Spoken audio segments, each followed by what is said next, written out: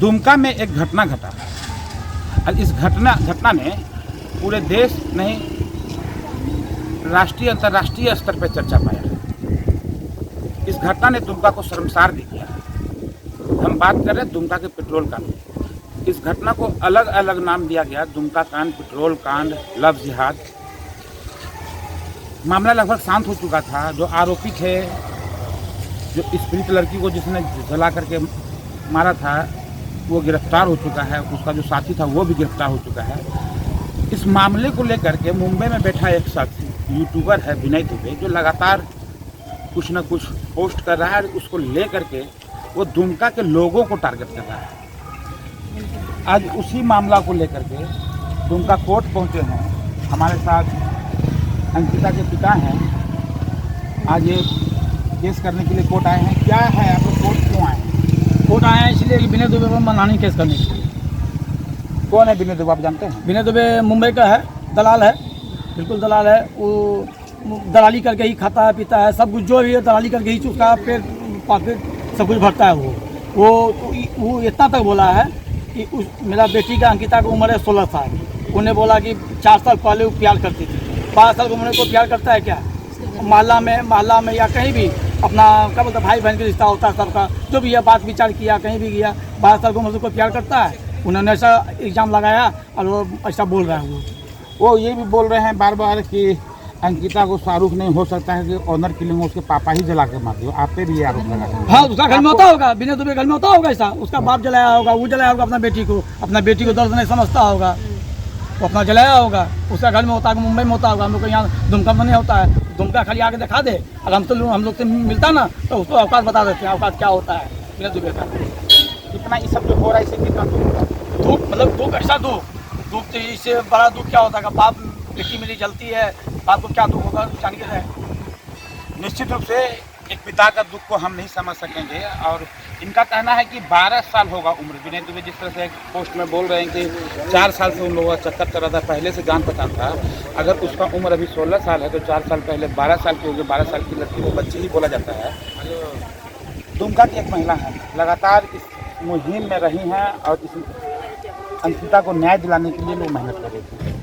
इस तरह का जो बात आ रहा है, विनय दुबे एक शख्स है जो दुमका के लोगों को टारगेट कर रहा है। आपने बहुत दुमका के बारे में उलझुल बोल रहा है, पीड़िता के बारे में उलझुल बोल रहा है। इसको कैसा आप लोगों को क्या सोचते हैं? भतीजी है।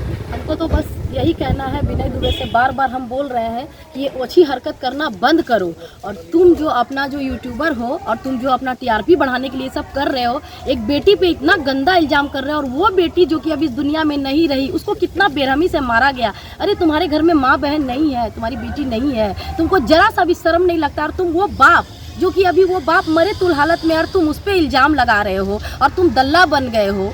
तुम शाहरुख का दल्ला बने हो, नईम का बने हो। तुम उसकी बहन से बात करके तुम उसको स्वास्थ्य कर्मी बनाते हो, फुल्लो झानो मेडिकल की नर्स बनाते हो, जबकि उसका कहीं कोई औकात नहीं है। बेबुनियाद बात कर रहे हो तुम पोस्टमार्टम रिपोर्ट पढ़े हो? तुम बोले कि मेरे पास सारा चीज़, सारा डॉक्यूमेंट है इस केस से रिलेटेड। तो तुम उसमें तुम पढ़े लिखे हो, अच्छा इंग्लिश बोलते हो, इंग्लिश पढ़ना आता होगा। तुम बताओ ना भैया, पोस्टमार्टम रिपोर्ट में क्या लिखा है? उसमें लिखा है कि वो प्रेग्नेंट है? अगर लिखा है तो तुम बोलो हमको, और नहीं लिखा है तो तुमको चप्पल खोल के मारेंगे इस बार।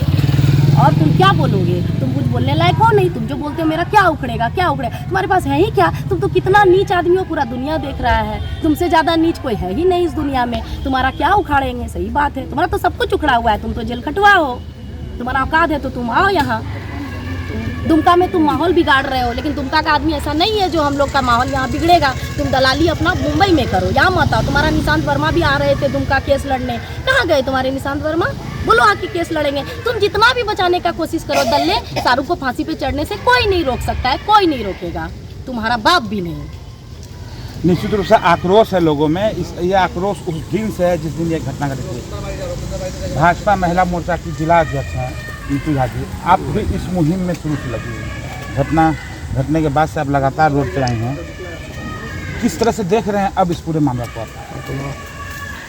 देखिए, हम लोग जिस तरह सड़कों पे उतरे थे, प्रशासन भी अलर्ट हो गया। हम लोग जिस न्याय की उम्मीद कर रहे थे, लगभग न्याय मिलने का उम्मीद हो गया था। लेकिन ये एक किसी विशेष पार्टी का दलाल जो यूट्यूबर है, और लगातार कोई संगठन इसको फंडिंग कर रही है, और सिर्फ ये पैसों के खातिर सिर्फ पैसों के खातिर एक मुजरिम को बचाने के लिए। और ये दुमका का नाम लेके हिंदू मुसलमान में संप्रदाय नहीं करके ये लोग आतंक फैलाना चाह रहा है कि हम लोग मुसलमान विरोधी है तो वो हिंदू विरोधी है, ये सब बोल के दिग्भ्रमित कर रहा है केस को।